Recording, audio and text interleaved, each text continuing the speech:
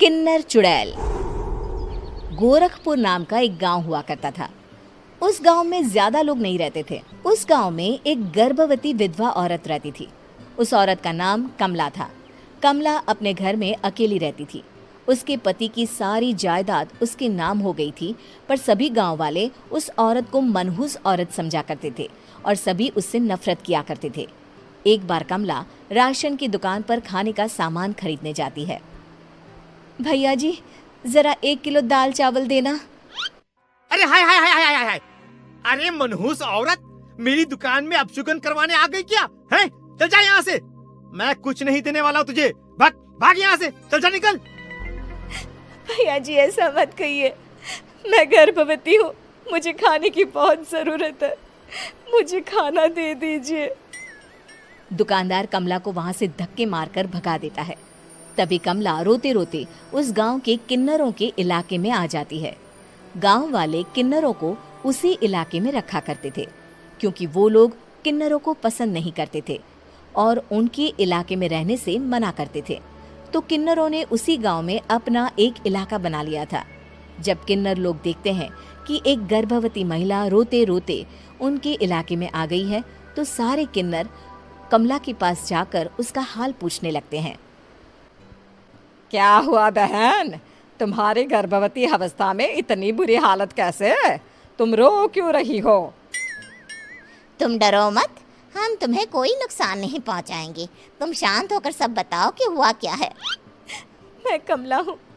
मैं गांव के दूसरे इलाके से आई हूँ। 2 महीने पहले ही मेरे पति की मौत हुई है। मुझे गांव के लोग मनहूस मानते हैं, क्योंकि मैं विधवा हूँ और गर्भवती भी। वहाँ के लोग मुझे खाने के लिए कुछ बेचने के लिए भी तैयार नहीं, जिससे मेरा गुजारा नहीं हो रहा था।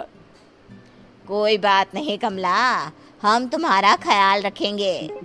किन्नर लोग कमला को एक खाली घर में रहने के लिए जगह दे देते हैं और उसकी देखभाल भी करते हैं।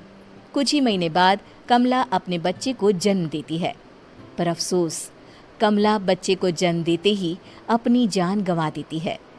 जब सब किन्नर बच्चे को देखते हैं तो बहुत खुश हो जाते हैं, क्योंकि वो बच्चा भी किन्नर ही था।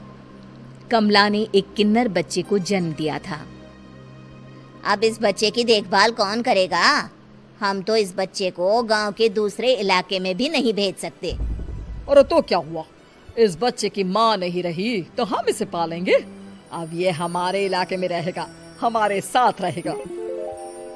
फिर वो किन्नर उस किन्नर बच्चे को गोद ले लेते हैं, उसका नामकरण कराते हैं। उस किन्नर बच्चे का नाम शक्ति रखा जाता है।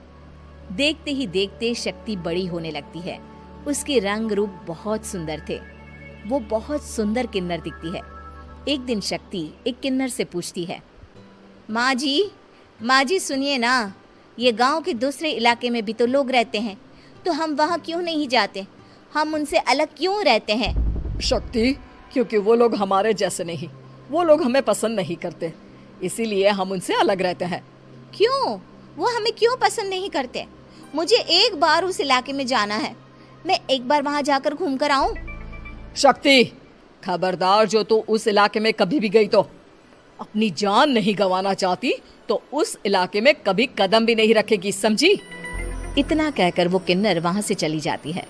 शक्ति उस किन्नर की बात सुनकर बहुत रोती है। माँ जी, ऐसा कैसे कह सकती हैं? उन्होंने इतनी सी बात के लिए मुझे इतना डांटा। अब तो मैं उस इलाके में जरूर जाऊंगी। फिर एक दिन शक्ति गांव के दूसरे इलाके में चुपके से जाती है। ये लोग तो हमारे जैसे ही इंसान हैं, तो ये हमसे नफरत क्यों करते हैं? जब शक्ति उस इलाके में पहुंचती है तो गांव के सारे आदमी उसके रूप से मोहित हो जाते हैं। वो लोग ये अंदाजा नहीं लगा पाते कि वो किन्नर है। शक्ति की सुंदरता देखकर सारे गांव वाले उसकी तारीफ करने लगते हैं। तभी गांव का चक्कर लगाने गांव के जमींदार का बेटा हर्ष वहां पहुंचता है। हर्ष भी दिखने में बहुत सुंदर होता है। जब हर्ष ने शक्ति को देखा तो वो भी उससे मोहित हो गया, और जब शक्ति की नजर हर्ष पर पड़ी तो वो हर्ष को देखकर मोहित हो गई। आपको पहले कभी इस गांव में देखा नहीं। इस गांव में आप नए हैं क्या? जी नहीं, वो मैं बस। तभी शक्ति बोलते बोलते रुक जाती है और मन में सोचने लगती है, अगर मैंने इनको बता दिया कि मैं दूसरे इलाके से आई हूँ तो वो समझ जाएंगे कि मैं किन्नर हूँ, इसलिए मुझे इनसे झूठ ही बोलना पड़ेगा। शक्ति हर्ष को कहती है, जी हाँ, मैं इस गांव में नई आई हूँ, यहाँ अकेली रहती हूँ। वैसे आप कौन है? आप भी इसी गांव में रहते हैं?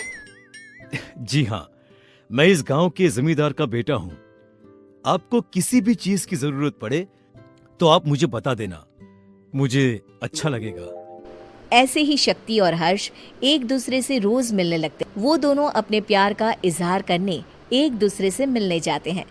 तभी शक्ति का पीछा करते करते एक किन्नर वहां आ जाती है। शक्ति, मैं तुमसे बहुत प्यार करता हूँ। मैं तुमसे शादी करना चाहता हूँ। क्या तुम मुझसे शादी करोगी? हाँ हर्ष, मैं तुमसे शादी करूंगी, पर मैं तुमको अपने बारे में एक सच्चाई बताना चाहती हूँ जो मैंने तुमसे छुपा कर रखी है। तभी उनके बीच में ही वो किन्नर आ जाती है। शक्ति, तेरी हिम्मत कैसे हुई ऐसा करने की? वो किन्नर शक्ति को खींचकर गांव के जमींदार के पास ले जाती है।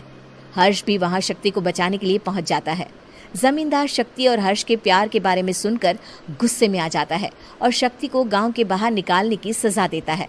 शक्ति ये बात सहन नहीं कर पाती और कुएं में कूदकर अपनी जान दे देती है। जमींदार हर्ष की शादी गांव की एक लड़की से करवा देता है, पर हर्ष इस शादी से खुश नहीं होता।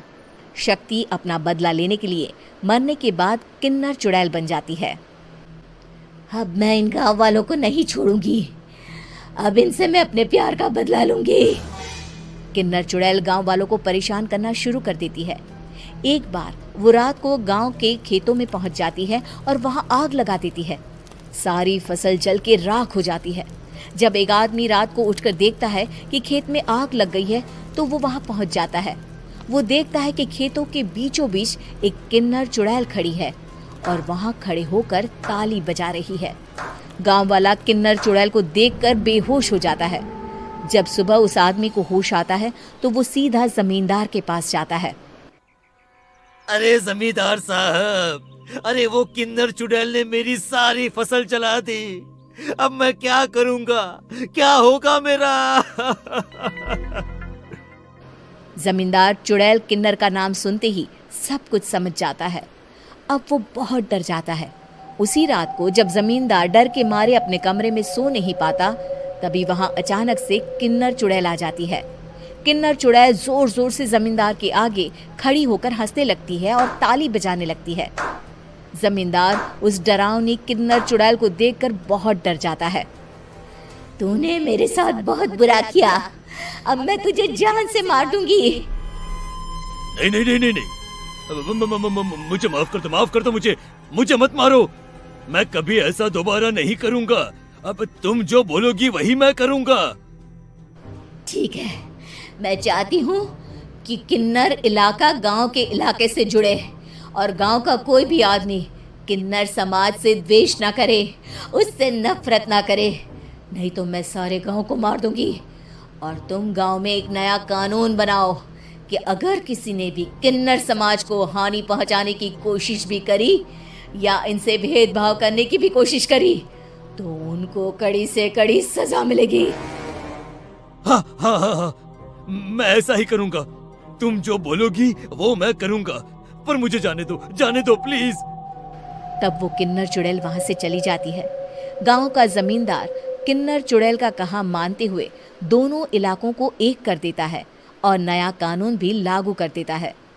तब से वहां किन्नर समाज और बाकी गांव वाले शांतिपूर्वक रहने लगते हैं।